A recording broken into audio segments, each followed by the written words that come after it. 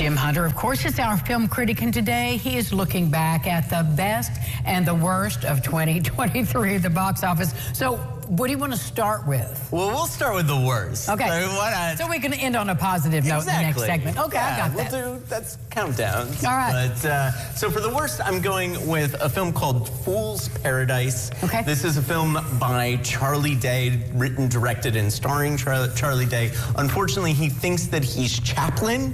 It's the story of a mute person who is able to make it in Hollywood. He's basically doing a Chaplin routine. It is not working. Everything about this movie is bad. None of the jokes are funny. None of the premise works. The actors are trying their best. Nothing works about the movie. That's why it's my worst. Although I would say that Wonka was probably my least favorite. Oh, really? Yeah. And why is that? Because I didn't like the music at all. There's a subplot that's very fat-shamey, involving Keegan-Michael Key's character, and it was all sort of manufactured charm. It wasn't able to garner any charm on its own, so it just played the first few notes of pure imagination anytime it wanted to charm the audience. Did not work for me. So Hugh Grant as the Oompa Loompa didn't work? No, he didn't even like his performances. Does he like any of his performances? He's sort of a grumpy guy anyway. Exactly. So, I mean, that was just a disaster. So now we know, too. I never heard of the first one you mentioned. And there's probably a good reason for that. Yeah.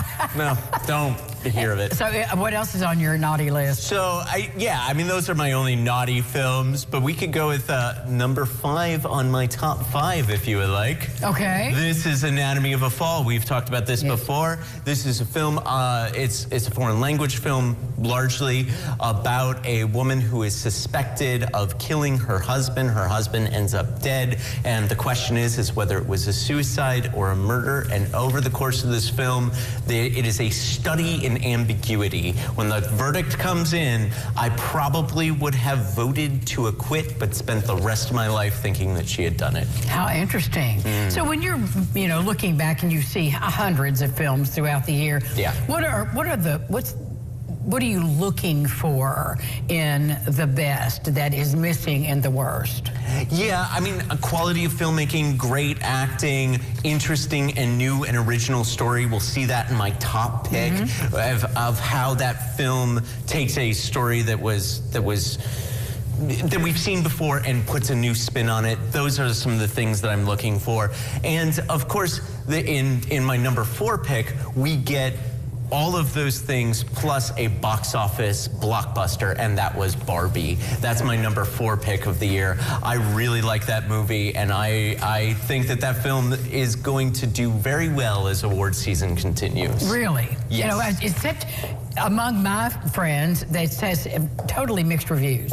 Really? Yes. Totally mixed reviews. A bunch of friends went together, and half thought it was just the dumbest thing they'd ever seen, and the other half thought it was the cutest thing they'd ever seen. So there you go. Yeah, it's a film that wears its politics on its sleeve, but also has really good performances and a grounded human story. Many of the jokes worked for me, and Ryan Gosling as Ken. You can't forget that. Okay, we're going to come back with a positive note right after this with Jim.